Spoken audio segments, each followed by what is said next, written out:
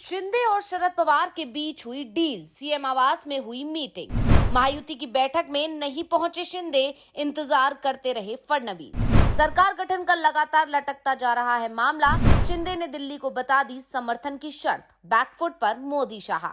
महाराष्ट्र में महायुति गठबंधन को भारी जीत मिली है। अब तक महाराष्ट्र में किसी भी दल या गठबंधन का इतना बड़ा बहुमत नहीं मिला है। 288 सीटों में से महायुति के पास 235 सीट हैं। 80% से ज्यादा सीट महायुति के पास है, लेकिन फिर भी सरकार नहीं बन पा रही है। सबसे पहले तो सीएम पद को लेकर ही पेच फंस गया था, क्योंकि शिवसेना का दावा था कि एकनाथ शिंदे के नेतृत्व में इतनी बड़ी जीत मिली है, इसलिए उन्हें ही सीएम होना चाहिए। लेकिन बीजेपी ने ज्यादा सीटें होने की बात कहकर शिंदे को सीएम पद देने से साफ इनकार कर दिया। लेकिन अब शिंदे गृह, वित्त, लोक निर्माण जैसे भारी भरकम मंत्रालय मांग रहे हैं, जिसे देने के लिए बीजेपी तैयार नहीं हो रही है, और इसी के चलते सरकार गठन की प्रक्रिया ठप पड़ी है। हालात बहुत कुछ 2019 के घटनाक्रम की तरफ इशारा कर रहे हैं। उस समय भी एनडीए को ही बहुमत मिला था और सीएम पद को लेकर हुए टकराव के चलते गठबंधन बिखर गया था। शरद पवार की एंट्री ने बीजेपी के सरकार बनाने के मंसूबों को फेल कर दिया था, और अब एक बार फिर शरद पवार के इस पूरे खेल में एंट्री हो गई है, जिसके बाद दिल्ली बीजेपी में हड़कंप सा मच गया है। सवाल उठ रहे हैं कि क्या एक बार फिर बीजेपी के हाथ से महाराष्ट्र की सत्ता फिसलने वाली है? तो क्या बात हुई शरद पवार और शिंदे की, इसी पर आज हम अपनी स्पेशल रिपोर्ट में करेंगे चर्चा, तो वीडियो को आखिर तक जरूर देखें। शरद पवार और एकनाथ शिंदे भले ही राजनीतिक रूप से एक दूसरे के विरोधी हों, लेकिन दोनों में कई बातें समान भी हैं। पहला, दोनों मराठा हैं और दोनों एक दूसरे की इज्जत करते हैं। विधानसभा चुनाव में एकनाथ शिंदे की तरफ से शरद पवार के खिलाफ एक भी बयान नहीं दिया गया, तो शरद पवार की तरफ से भी अपनी पार्टी के नेताओं से कहा गया था कि वो एकनाथ शिंदे के खिलाफ बोलने से बचें, निशाने पे देवेंद्र फडणवीस को रखें। साफ है, शरद पवार विधानसभा चुनाव के बाद बनने वाली स्थिति पर नजर बनाए हुए थे। पवार को पता था कि अगर महायुति सत्ता में आती है तो सीएम पद को लेकर टकराव होगा। बीजेपी सीएम पद हासिल करने का जोर लगाएगी और इसी में पवार को खेल करने का मौका मिल जाएगा। और पवार का अनुमान एकदम सही निकला, लेकिन एमबीए का प्रदर्शन इतना खराब रहेगा, इसका जरूर शरद पवार अनुमान नहीं लगा पाए थे। दावा किया जा रहा है कि अगर एमबीए 100 सीट तक पहुंच जाता तो फिर सरकार एमबीए ही बनाती, अजीत पवार के साथ या फिर एकनाथ शिंदे के साथ। लेकिन एमबीए 48 सीटों पर ही सिमट गई है। लेकिन शरद पवार ने अभी भी सरकार बनाने की कोशिश बंद नहीं की है, क्योंकि जैसे ही शिंदे की नाराजगी की खबरें शरद पवार तक पहुंची, उन्होंने अपनी पार्टी के नेता जितेंद्र आव्हाड को शिंदे से मिलने के लिए भेज दिया। आव्हाड की शिंदे के साथ सीएम आवास में बैठक हुई। इस बैठक के बाद शिंदे को महायुति की बैठक में शामिल होना था, लेकिन अचानक ही शिंदे ने महायुति की बैठक में शामिल होने की जगह मुंबई ही छोड़ दी। वो सतारा चले गए। सतारा में एकनाथ शिंदे का पैतृक गांव है। शिंदे के गांव जाने की खबर से बीजेपी में हड़कंप सा मच गया है। बीजेपी को सबसे ज्यादा चिंता तो जितेंद्र आव्हाड की शिंदे के साथ हुई बैठक ने बढ़ा रखी है, क्योंकि दावा किया जा रहा है कि आव्हाड ने एकनाथ शिंदे की शरद पवार से बात कराई है, और इस सूचना के बाद से ही दिल्ली में बीजेपी हाईकमान चिंता में दिखाई दे रहा है। वैसे तो सिर्फ एकनाथ शिंदे के पाला बदलने से बीजेपी को कोई बड़ा ज्यादा असर नहीं पड़ेगा।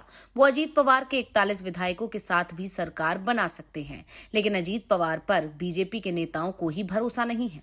वैसे भी अजीत पवार ये बात खुलकर बोलते हैं कि राजनीति में अब विचारधारा नाम के लिए बची है तो सत्ता और सत्ता हासिल करने में मिलने वाले अवसर का लाभ उठाने की ताकत।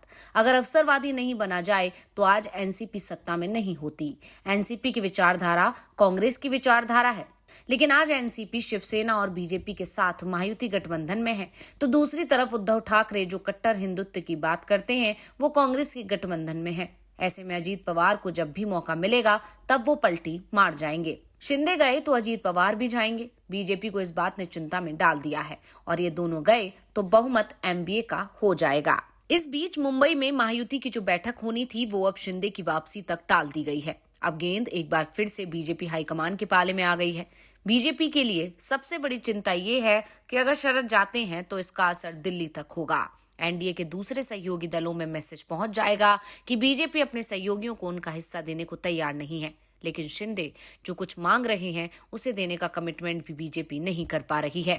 दरअसल एकनाथ शिंदे ने 12 मंत्री पद मांगे हैं। बीजेपी शिंदे की इस मांग को स्वीकार करने के लिए तैयार है। वहीं दूसरी डिमांड केंद्र में एक कैबिनेट मंत्री पद है। वो भी उन्हें मिलना तय है।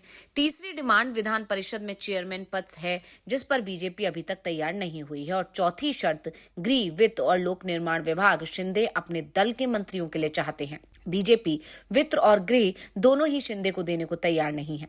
इसके अलावा शिंदे ने जिलों के पालक मंत्रियों में भी अपने गुट के मंत्रियों का ख्याल रखने को कहा है। इस पर भी शिंदे को बीजेपी हाईकमान ने कोई आश्वासन नहीं दिया है। साफ है, शिंदे की अधिकांश डिमांडों पर बीजेपी हाईकमान ने हरी झंडी नहीं दिखाई है, जिसके बाद शिंदे ने भी अपनी नाराजगी की खबर को बीजेपी हाईकमान तक पहुंचा दिया है।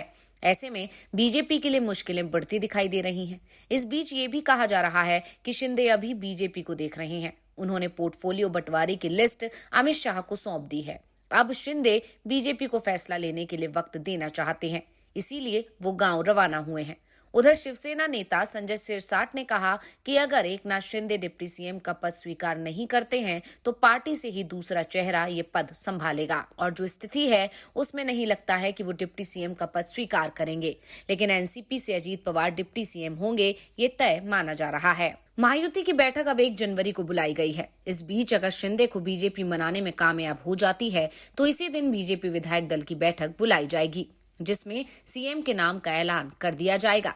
1 जनवरी को बीजेपी विधायक दल की बैठक के लिए केंद्रीय पर्यवेक्षक पहुंचेंगे। वैसे कहा जा रहा है कि देवेंद्र फडणवीस सीएम बन सकते हैं, क्योंकि आरएसएस की तरफ से उनका नाम गया है, जबकि बीजेपी हाईकमान किसी मराठा को सीएम बनाना चाहता है, क्योंकि महाराष्ट्र में मराठा समुदाय ने इस बार बीजेपी को वोट दिया है, जबकि आमतौर पर ये वोट बीजेपी के खिलाफ ही रहा है।